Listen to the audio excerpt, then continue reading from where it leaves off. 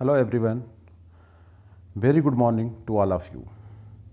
Myself Dr. Mohammad Majid, Assistant Professor, Government Degree College, Puranpur district Pilibhit UP.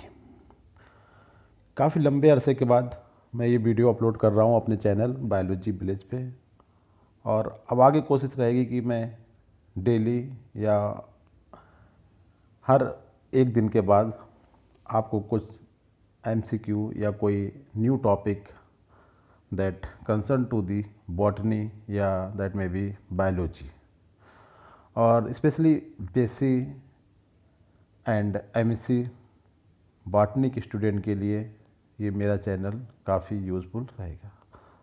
तो आप लोगों से रिक्वेस्ट है कि डेली मेरे वीडियो को देखें और लाइक्स और सब्सक्राइब करें। तो ये सीरीज़ फर्स्ट जिसमें हम लेक्चर 1 या सेट 1 के रूप में आपको 20 वेरी इंपॉर्टेंट क्वेश्चन देने जा रहे हैं, जिसमें पहला क्वेश्चन के बारे में हम डिस्कस करते हैं। In the 5 kingdom system of classification into which kingdom you classified nitrogen fixing organism and archaea. जैसा कि आप जानते हैं कि 5 किंगडम क्लासिफिकेशन जो है दिया गया था R.H. व्हिटेकर के थ्रू 1969 में। तो क्वेश्चन में पूछा जा रहा है कि किस किंगडम में, ये 5 किंगडम हैं, इसमें हमने यहाँ पर 4 मेंशन किए हैं, इसमें से किस में नाइट्रोजन फिक्सिंग ऑर्गेनिज्म एंड ऑर्किया मतलब काइंड ऑफ बैक्टीरिया किस ग्रुप में रखे गए हैं। नाइट्रोजन फिक्सिंग ऑर्गेनिज्म का मतलब आप समझ सकते हैं कि जो बैक्टीरिया जो होते हैं नॉर्मल बैक्टीरिया और दूसरे होते हैं आर्की बैक्टीरिया। तो इनका जो ग्रुप होता है गाइस वो होता है मोनेरा। ठीक है, तो इस तरीके से क्वेश्चन 1 का आंसर जो आता है वो मोनेरा। अब हम सेकेंड क्वेश्चन में बात करते हैं। Which system of classification was used by Linnaeus. Linnaeus ने कौन सा सिस्टम क्लासिफिकेशन का यूज किया था? तो लिनियस ने जो सिस्टम यूज़ किया था उसका नाम था आर्टिफिशियल सिस्टम, क्योंकि एक काफ़ी आर्टिफिशियल कैरेक्टर जो थे प्लांट पे उनके ऊपर बेस्ड था। इसमें बहुत ज़्यादा जो इंटरफ्रेंस कहना चाहिए वो नहीं था, ना कोई मैथमेटिकल कैलकुलेशन, ना किसी इंटरनल सिस्टम का नंबर जैसे कि क्रोमोसोम का नंबर, उनका कलर, उसमें प्रोटीन, कुछ ऐसा नहीं था। केवल सिंपल सा एक आर्टिफिशियल सिस्टम था, सुपरफिशियल कैरेक्टर के ऊपर बेस्ड था, इसलिए हम बोलते हैं artificial system.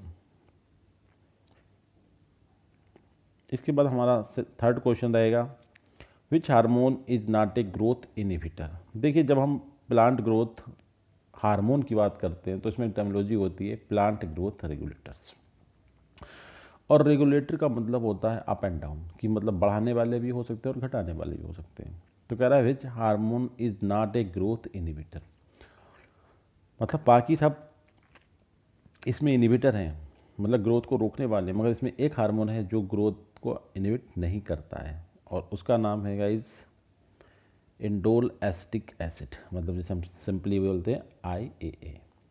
Ethylene, ABA and डॉर्मिन, ये सब क्या हैं? ग्रोथ इनहिबिटर हैं, मगर इंडोल एसिटिक एसिड एक ग्रोथ प्रमोटर के रूप में काम करता है। नाउ क्वेश्चन नंबर 4 में हम बात करते हैं द लीफ डिफोलिएटर। काफ़ी इंपॉर्टेंट क्वेश्चन है इस। Utilised in Vietnam war by USA known as Agent Orange बाज। देखिए, आप सबको पता होगा कि USA और वियतनाम की वार हुई थी, उसमें अमेरिका के द्वारा वियतनाम का जो एग्रीकल्चर फील्ड थे, एग्रीकल्चर लैंड थे, उन पर एक केमिकल का स्प्रे किया गया था जिसको हम एजेंट ऑरेंज बोलते हैं। और ये कौन सा केमिकल था, क्वेश्चन में ये पूछा गया है। तो गाइज ये था 2,4-D एंड 2,4,5-T। ये दोनों सिंथेटिक ऑक्सीजन की कैटेगरी में आते हैं, और ऑक्सीजन आपको पता है प्लांट ग्रोथ रेगुलेटर के रूप में काम करता है, कि बहुत सारे मेंबर जो होते हैं वो ग्रोथ को प्रमोट करते हैं, बहुत सारे इनहिबिट भी करते हैं। तो ये आपका था option A 2,4-D and 2,4,5-T के रूप में, और इसे एजेंट ऑरेंज भी कहा जाता है। इसके बाद क्वेश्चन नंबर 5 में हम देखते हैं क्वेश्चन कह रहा है कि टर्सरी रूट आर, देखिए एक तो प्राइमरी रूट होती है जो नॉर्मली सीड के साथ आपने देखा होगा, जैसे जब जर्मिनेशन होता है तो एक प्लांट का पार्ट ऊपर की तरफ जाता है जो प्लूम्यूल कहलाता है, जिससे सूट का फॉर्मेशन होता है, और एक रेडिकल जो कि ज़मीन के अंदर की तरफ मूव करता है, मतलब जो ट्रॉपिकली पॉजिटिव होता है, मतलब ग्रेविटी की तरफ मूव करता है, तो वो प्राइमरी रूट होती है। उसके बाद उनसे सेकेंडरी रूट निकलती हैं, फिर कुछ लैटरल रूट निकलती हैं, और उसकी तरीके की टर्सरी रूट्स भी होती हैं। तो कहने का मतलब है इसने टर्सरी रूट की नेचर पूछा है, तो इसमें जो ऑप्शंस हैं उसके अकॉर्डिंग ये करेक्ट आंसर है ए जियोट्रॉपिक। अब जियोट्रॉपिक का मतलब गाइस क्या होता है? जियो का मतलब होता है लैंड, ट्रॉपिक का मतलब टूवर्ड्स, मतलब लैंड की तरफ मूव करने वाला। जैसे कि हमने बताया था प्राइमरी रूट जो होती हैं वो लैंड की तरफ, मतलब ज़मीन के अंदर की तरफ मूव करती हैं, इसका मतलब जियोट्रॉपिकली पॉजिटिव होती हैं। ए का मतलब होता है नॉन, अपोजिट। तो ए जियोट्रॉपिक का मतलब हुआ जो जियोट्रॉपिक होती हैं उनके अपोजिट, मतलब ये रूट जो होती है प्लांट, जैसे कि सूट निकलता है, लीफ ऊपर की तरफ आती है सूट पे, उसी तरीके से टर्सरी रूट भी ये ज़मीन या सॉइल या लैंड से ऊपर की तरफ मूव करने वाली होती हैं, तो इन्हें बोलते हैं a geotropic roots. Now question number 6 में देखते हैं, movement of leaves of sensitive plant.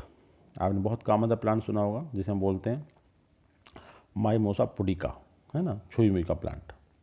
उसमें जो मूवमेंट होती है उसका क्या रीजन होता है, क्यों होती है? अब बहुत सारी मूवमेंट आपने सुना होगा, जैसे कि कीमोनेस्टी, हाइड्रोट्रोपिज्म, थर्मोनेस्टी या सेस्मोनेस्टी। तो आपने इस मूवमेंट का जो रीजन है वो है सेस्मोनेस्टी। एक काइंड ऑफ मूवमेंट होती है, मूवमेंट का एक पूरा चैप्टर है, हम आपको बताएंगे आगे। उसमें एक कैटेगरी होती है सेस्मोनेस्टी। उसका रीज़न यही होता है कि जो छुई मुई के प्लांट में हम टच करते हैं, इसलिए से बोला जाता है टच मी नॉट प्लांट, है ना, तो उसका मूवमेंट का जो रीजन होता है वो सेस्मोनेस्टी होता है, ना कि chemonasty, thermonasty and hydrotropism. Correct answer आपका ए होता है। ना क्वेश्चन नंबर 7 में हम देखते हैं, when an organism has a life cycle with alternation of generation the haploid generation is. देखिए बड़ा अच्छा क्वेश्चन है। इस क्वेश्चन पूछा गया कि एक ऑर्गेनिज्म है जिसमें लाइफ साइकिल जो है उसके साथ उसमें alternation of generation. Alternation of generation का मतलब होता है कि गैमेटोफाइट आता है, फिर उसके बाद स्पोरोफाइट आता है, फिर स्पोरोफाइट, फिर गैमेटोफाइट आता है। तो उसमें जो हैप्लाइड जनरेशन होती है वो क्या होती है? मतलब गैमेटोफाइट होता है, जाइगोट होता है, गैमीट होता है या स्पोरोफाइट होता है? तो देखिए अल्टरनेशन ऑफ जनरेशन मतलब लाइफ साइकिल में जो हैप्लाइड जनरेशन को रिप्रेजेंट करने वाला पार्ट होता है उसे हम नॉर्मली क्या बोलते हैं? गैमेटोफाइट बोलते हैं। करेक्ट आंसर आपका ए। ठीक है गाइस, क्योंकि ये जो आपके प्लांट होते हैं एल्गी, फंजाई, ब्रायोफाइट, इनमें मेन प्लांट बॉडी जो होती है वो आपकी गैमेटोफाइट होती है, और ये हैप्लाइट रिप्रेजेंट करते हैं और गैमीट का फॉर्मेशन करते हैं। तो ध्यान रखना है आपको कि अल्टरनेशन ऑफ जनरेशन के साथ जो ऑर्गेनिज्म होते हैं और जिसमें हैप्लाइड लाइफ साइकिल रिप्रेजेंट होती है गैमेटोफाइट के थ्रू। नाउ काफ़ी डाइवर्स क्वेश्चन है गाइस, डिफरेंट टॉपिक से। ग्रीन रेवोल्यूशन इन इंडिया आकर ड्यूरिंग दी, ये क्वेश्चन देखने में काफ़ी सिंपल सा लग रहा है कि इसमें कुछ भी नहीं है, मगर एग्जामिनेशन हॉल में क्वेश्चन काफ़ी ट्रिकी होते हैं कि भाई ग्रीन रिवोल्यूशन सबको पता है, बहुत कॉमन सी बात थी कि जो आपके एम एस स्वामीनाथन थे, या ग्लोबली अगर हम बात करें नॉर्मन बोरलॉग थे, उन्होंने इस ग्रीन रिवोल्यूशन किया था ग्लोबल लेवल पे, इंडिया में एम एस स्वामीनाथन ने किया था। अब सिंपली एक इसमें डेट पूछिए कि इंडिया में ग्रीन रिवोल्यूशन कब हुई थी, मतलब एक सिंगल लाइन, तो ये हुई थी हमारी आज़ादी के बाद, ऐसे ध्यान रख सकते हैं। नेहरू जी हमारे देश के प्रधानमंत्री थे उस टाइम, और ये टाइम था 1960, मतलब 1960 में। नाउ क्वेश्चन नंबर 9 में हम बात करते हैं कि seed dormancy is triggered by, मतलब क्वेश्चन को समझने को, सीड की डॉर्मेंसी मतलब उसे इस तरह की कंडीशन में ला दें कि उसमें जर्मिनेशन लेट हो, मतलब जर्मिनेशन डिले करा जाए। ट्रिगर्ड बाई मतलब उसे इस कंडीशन पहुंचा दें कि उसमें सीड डॉर्मेंसी बढ़ती चली जाए, कि लॉन्ग टाइम तक उसमें जर्मिनेशन ना हो। तो किसका यूज करा जाता है, किस केमिकल का यूज करा जाता है? इससे पहले हमने आपको बताया था ग्रोथ इनहिबिटर, क्योंकि अगर जर्मिनेशन नहीं हो रहा तो कहीं ना कहीं उसे हम ये बोलेंगे कि ये ग्रोथ नहीं हो रही। ग्रोथ इनहिबिटर के लिए हमने आपको ये बताया था अब्सिसिक एसिड और डॉर्मेन, तो इसमें आपको क्लियर कट आंसर मिल गया अब्सिसिक एसिड, जो डोमेंसी को बढ़ाता है। नाउ क्वेश्चन नंबर 10 में बात करते हैं, एक मेडिसिनल प्लांट। देखिए प्लांट तो सभी होते हैं और सभी प्लांट में कुछ ना कुछ क्वालिटी होती है, मगर यहाँ पे जैसा क्वेश्चन पूछा गया कि मेडिसिनल प्लांट इज, अब कहने का मतलब कॉफ़ी, बहुत सारे लोग कॉफ़ी किसी न किसी प्रॉब्लम में फ़ायदा करती है, तो वो भी मेडिसिनल प्लांट हो गया। ब्रिस्का ओलियेसा एक टाइप की सरसों जैसे होती है, काली सरसों, पीली सरसों है। इसी तरीके से आपका क्रप्टोज रेंडिफ्लोरा।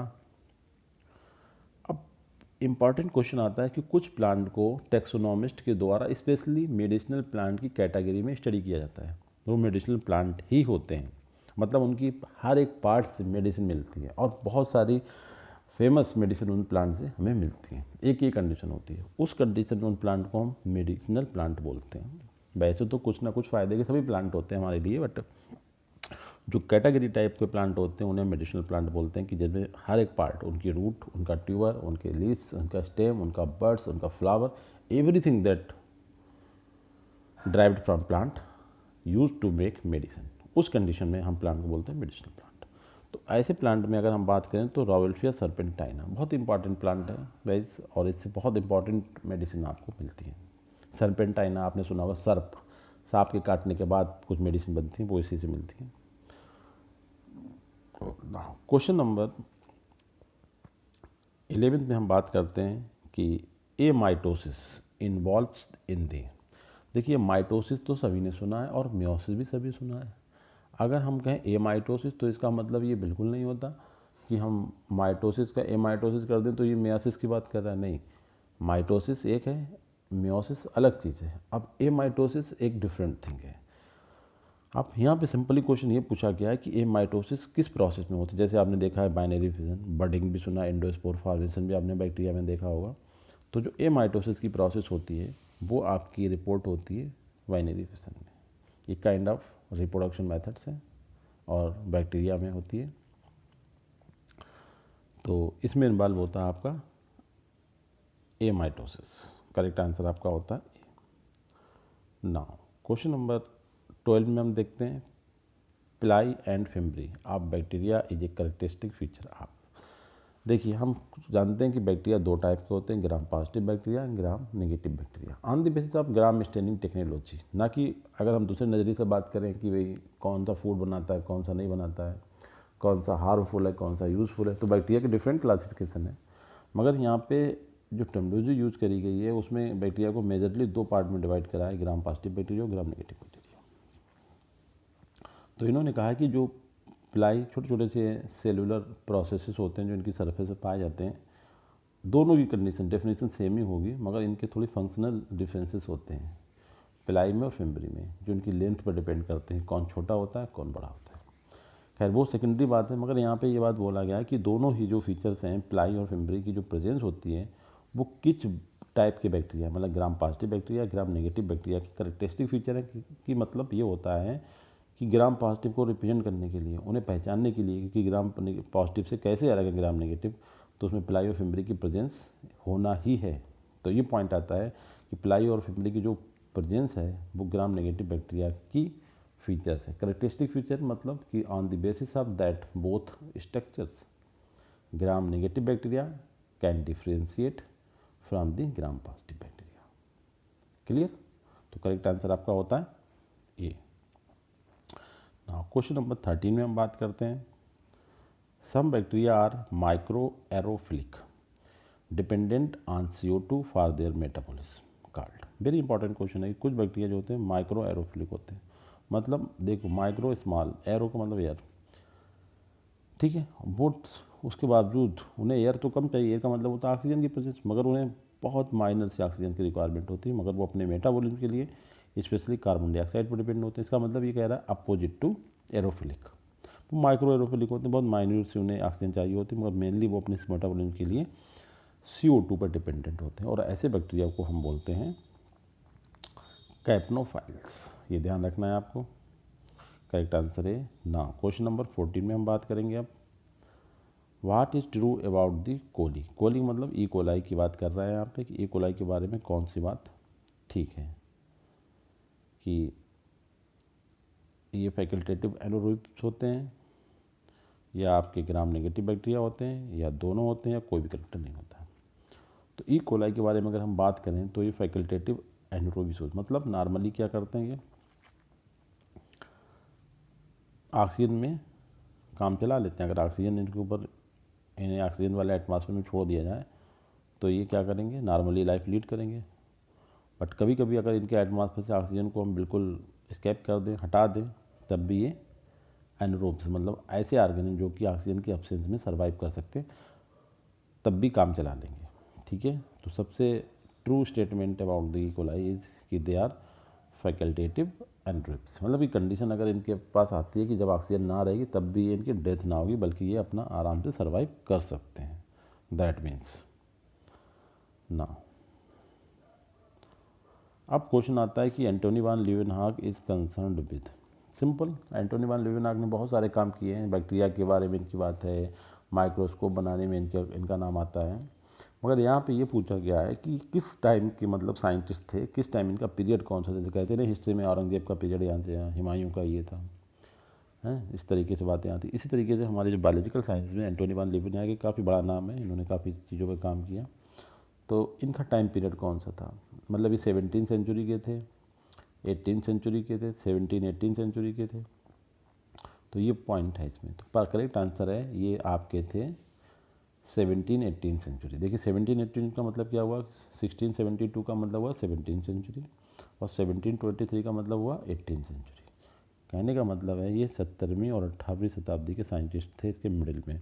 इनका पीरियड था 1672 से 1723, मतलब 1672 टू 1723 के पीरियड में ये इस अर्थ पर रहे, और इन्होंने अपना बहुत बड़ा साइंटिफिक कंट्रीब्यूशन दिया development of biological science. Now next question है आपका, the term gonophores is generally used for. एक टर्म में गोनोफोर, इसे देखिए, ये टर्म आपने देखा होगा बैक्टीरिया के केस में यूज़ करा जाता है। जब जो बैक्टीरिया का मटेरियल आपने देखा, बैक्टीरिया प्रोकैरियोटिक होते हैं और इनका जेनेटिक मटेरियल होता है ना, वो इनके न्यूक्लियस की कोई क्लियर कट बाउंड्री ना होने की वजह से साइटोप्लाज्म में थोड़ा स्कैटर्ड होता है, बाहर बाउंड्री होती है, वो सुपरफिशियल बाउंड्री होती है, इस तरीके से निकला रहता है। इस स्ट्रक्चर को हम न्यूक्लियोइड बोलते हैं। ठीक है, न्यूक्लियोइड। तो कहने का मतलब न्यूक्लियोइड के लिए ही दूसरा टर्मिनोलॉजी होती है गोनोफोर, और ये बैक्टीरिया या दूसरे प्रोकैरियोटिक में रिपोर्ट करी जाती है। करेक्ट आंसर आपका होता है न्यूक्लियोइड। क्वेश्चन नंबर 17 में हम बात करते हैं कि most common method found in all kind of bacteria for reproduction. देखिए सिंपल सी बात है कि सभी बैक्टीरिया में मेथड अलग अलग हैं रिप्रोडक्शन के, कि सेक्सुअल रिप्रोडक्शन भी होता है, एसेक्सुअल भी होता है। अब यहाँ पे ने सिंगल बात करी है कि भाई सभी टाइप की जो बैक्टीरिया हैं, ठीक है, उनमें कॉमन मेथड कौन सी है, और उसमें भी कह रहे हैं मोस्ट कॉमन मेथड कौन सी है, और जो सभी काइंड के बैक्टीरिया। दो बातें आपको नोटिस करना है कि ऑल काइंड ऑफ बैक्टीरिया और मोस्ट कॉमन मेथड। ठीक है, ये बहुत क्लियर कट है। बैक्टीरिया में बहुत सारी मेथड्स होती हैं, मगर सबसे इंपॉर्टेंट बात है कि किस बैक्टीरिया की बात करी जाए तो इसमें बाइनरी डिवीजन जो होता है कि कोई बैक्टीरिया इक्वल पार्ट में डिवाइड हो जाए। ठीक है, इस तरीके का डिवीजन, और ये सबसे कॉमन और सभी टाइप के बैक्टीरिया में पाई जाने वाली रिप्रोडक्शन की मैथडोलॉजी होती है। नाउ क्वेश्चन नंबर 18 में हम बात करते हैं, the maximum nutritional diversity is found in the group. मतलब एक बहुत अच्छा क्वेश्चन है गाइस, बहुत वेरी इंपॉर्टेंट क्वेश्चन, कि न्यूट्रिशनल डाइवर्सिटी का मतलब कि इस किस क्लास के मेंबर जो होते हैं, न्यूट्रिशनल मतलब हर कुछ खा लेते हैं, उनकी मतलब जो फूड मटेरियल का जो डाइवर्सिटी है कि ये भी खा लिया, वो भी खा लिया, ये भी खा लिया, किस ग्रुप में पाई जाती है। जो 5 किंगडम क्लासिफिकेशन है उसके 4 किंगडम हमने यहाँ पर रिविजन करें, तो इसमें आपको ये बताना है कि मैक्सिमम न्यूट्रिशनल डाइवर्सिटी किस ग्रुप के मेंबर के साथ पाई जाती है। तो इसका आंसर भी होता है मोनेरा। नाउ क्वेश्चन नंबर 19 बात करते हैं कि the vast majority of bacteria are. ये भी क्वेश्चन बड़ा अपने आप में पैसा है, पता सब कुछ होता है, मगर कह रहा है कि जो मैक्सिमम बैक्टीरिया होते हैं वो किस कैटेगरी में होते हैं, तो गाइस वो होते हैं symbiotic. Now question number last question की हम बात करें तो 20 क्वेश्चन है, लिखा है कि which of the following one is responsible for causing the orange rot disease. बड़ा अच्छा क्वेश्चन है, हमने आंसर भी आपके लिए नीचे मेंशन कर दिए हैं, अगर किसी भी कन्फ्यूजन हो तो आप उसे देख लें कि कौन सा मतलब ऑर्गेनिज्म है इसमें से जो ऑरेंज रॉट डिजीज़ काज करता है, ऑरेंज रॉट डिजीज़ काज करता है। तो गाइस ऑरेंज रॉट का जब भी मतलब आएगा तो आपका ध्यान जाएगा फंजाई की तरफ। फंजाई क्या है, एक काइंड ऑफ माइक्रो ऑर्गेनिज्म या ऑर्गेनिज्म है, और स्पेशली जो रॉट, स्मट, रस्ट, इस टाइप की जो डिजीज टर्मिनोलॉजी आती हैं वो नॉर्मली फंजाई के इन्फेक्शन से प्लांट्स में होती हैं। तो orange rot disease caused by fungi. तो गाइज ये आपने 20 क्वेश्चन पढ़े हैं जो कि प्लांट से रिलेटेड थे और प्लांट के डिफरेंट टॉपिक, मतलब पूरे बायोलॉजिकल साइंस या बायोलॉजी से इनका संबंध था। Thank you very much.